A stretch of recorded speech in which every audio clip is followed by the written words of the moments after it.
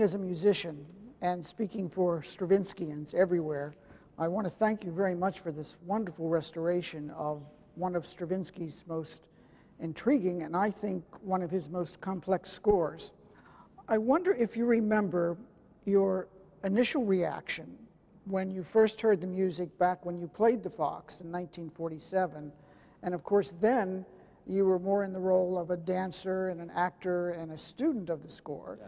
And now you have the role of a teacher and a choreographer. Yeah. Has your approach to the music changed over these 50 years? Except that I just love it more. I was in my very early teens, 12, 13, whatever. I used to visit, there was a girl who lived down the street from me in Canton, Ohio. And her father was an avid lover of music.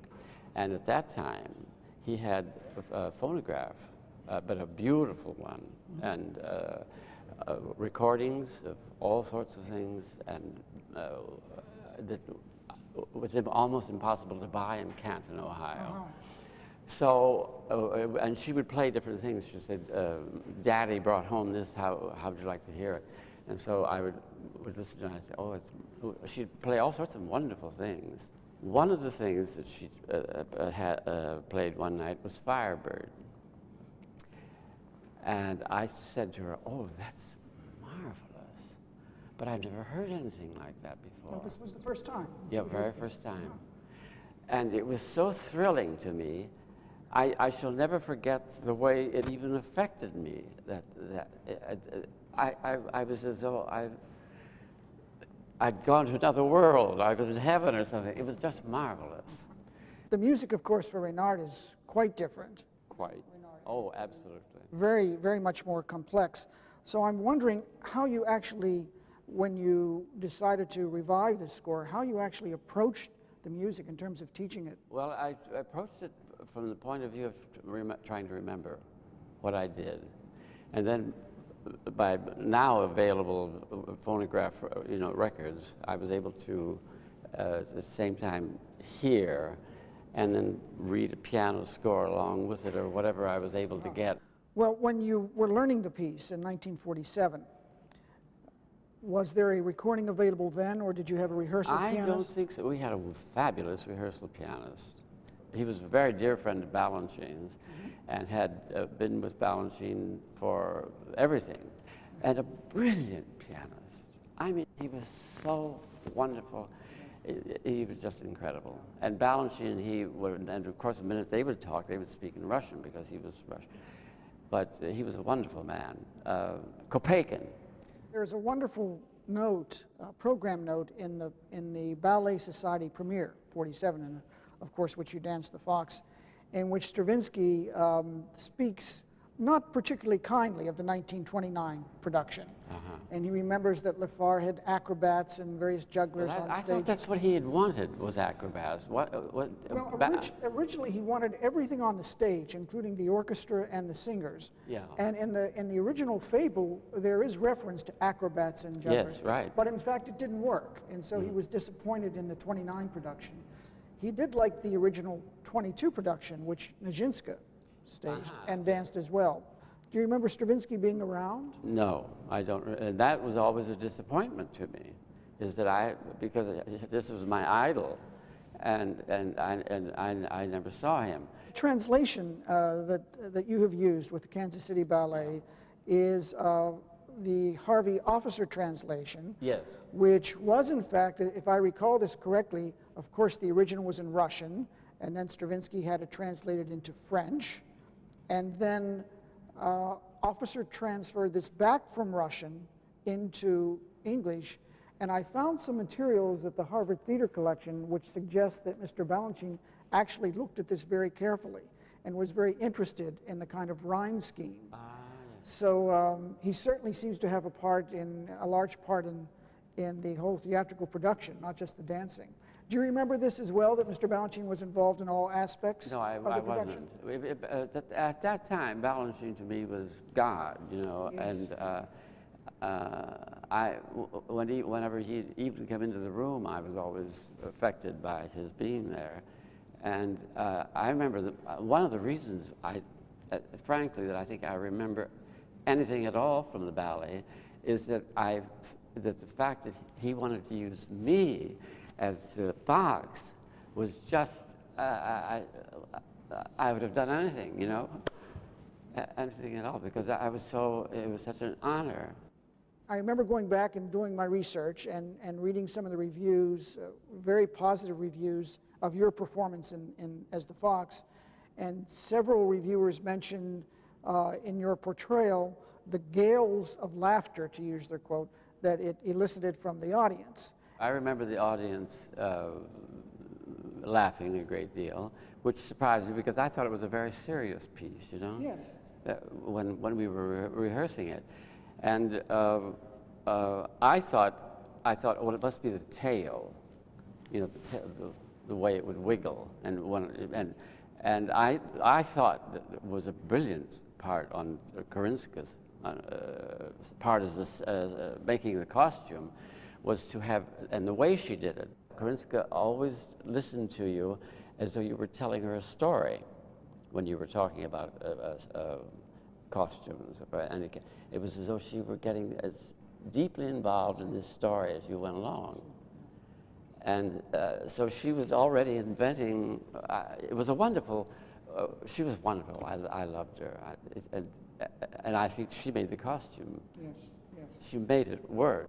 The laughter is absolutely appropriate, but as you say, there are serious parts to the story, and the story itself is really rooted in this rich Russian tradition of moralizing.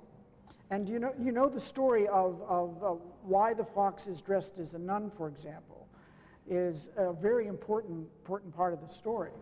Well, I don't know that story. Actually, in Russian folklore, and Stravinsky drew all of these fables from Afanasiev, one of his favorite writers. There was always some tension between the Russian peasantry, which is portrayed by the rooster, this very successful Russian peasant who has pulled himself up by the bootstraps and is a very well-to-do and very, very fine person. And there was always tension between the peasantry and the clergy and the church. And the idea was, supposedly, that the church was eager, and you'll appreciate this expression, to get its claws into the peasantry. And of course, the fox is the perfect animal to portray this. So when the fox actually enters, this is the reason for the disguise of a nun. Oh, my word. And the nun actually in folklore is actually, because this is a bit of an earthy and a body story, is supposed to be a vixen which is trying to seduce the rooster, you see. Yes. And so that's why this disguise is there in the beginning. Even the actions where the dancers are putting up their hands this way is actually an allusion to the Russian army coming to rescue, in this case to rescue the rooster, of course.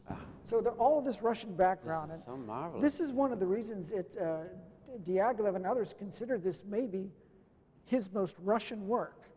And sometimes it gets lost a little in the English translation. Yeah. But there is a deep Russian heritage behind all this. This is marvelous to hear. I wanted to ask a bit about a section toward the end of the piece. And it is where the action becomes quite frenetic, and the... Zoom, zoom, zoom. Yes. Yes. Now, that section to me, as a musician, when I look at the score, is very complex with changing meters and the instrumentation using the cimbalom, which maybe we can talk about in a bit, also blurs so that everything is going together. There's so much action going on stage. Yeah. And again, can you speak a little bit as to how you worked through that with the dancers? Was this a particularly difficult place to... Yes, it was, but in a sense we worked out the counts so that they were absolutely aware of the counts in relation to the music, you know, so to them it would make the sense of being right on the beat. It was difficult because that's so fast at that particular point. So much going on, yes. So much is happening. Yeah. The orchestra, for a musician, again, I'm particularly interested in the kind of wonderful rainbow of sounds that Stravinsky gets from these instruments. And I'm curious as to your reaction to the actual orchestration. You know that it's not a full orchestra, it's a smaller orchestra, a chamber group. Yeah. And one of the reasons for this being that, again, this is written in 1916, so there weren't lots of musicians around. Yes, exactly. For Stravinsky Yeah. to orchestrate for. But the one instrument which really is at the center of this, as you know, is this Hungarian instrument known as the cimbalom. Yeah, exactly. You know what a guzli is? Yes, it's a stringed instrument this way. It's carried as Yes. you have your characters, like a cigarette tray almost. Yes, yes. But actually in Russia, and I have a photograph, this is what a guzli then became. It looks almost like a piano form. Yes, or a psaltery in which you play these strings. But originally, in fact, it was this carried around the neck, and to play it this way. Then, because Stravinsky could not find a guzli to use in the production, he went to the cimbalom. But the funny thing is, and I think this will make some sense for the story as well, you know that on most string instruments, a string goes over a bridge, Yes.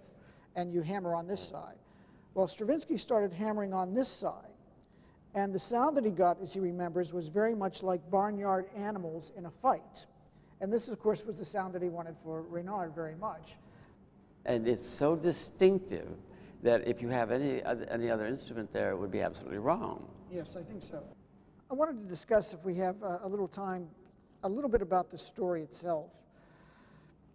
The story is written in such a way, and I was listening very carefully last night for the English translation, almost in a style of limericks, with these little kind of patterns that are used there. And this will interest me very much because I would love to know about the translation. yes, and when Harry Officer did this in '47, and I believe he was Mr. Kurtzstein's choice. Yes, I think he was. He had this kind of Gilbert and Sullivan touch to make these amusing little ditties that would go through it. And of course, the one at the end was typical of the kind of minstrel shows that would travel in Russia, where there was this little moral at the end, and then asking for some sort of recompense. Right, exactly. So the idea, and I forget the exact translation, is something like, now that you've heard the story of the fox, drop your pennies in the box at the very end. Yes. But the idea was that this would be something, the limericks would be immediately appealing to an audience, and that these shows could travel. A small orchestration, it's like a vaudeville show almost. The parts are very hard to sing because one's negotiating these wide intervals all the time. And there is no time, as I'm sure you're aware, neither for the singers nor for the dancers to catch any breath. It's just... Right. And the orchestra parts are extremely prodigious as well. They're extremely difficult. Stravinsky's music is always difficult to do. But when it's exposed this way, with one person to a part, it's very difficult. Open, I hope it will now be in the repertoire for the next 50 to 100 years. Oh, I hope that it's such a beautiful piece. It is. And I'm so glad that you did that. This is a historical moment to bring back this very important music in theater work, and I thank you very much for doing that. Then you have to thank Balanchine.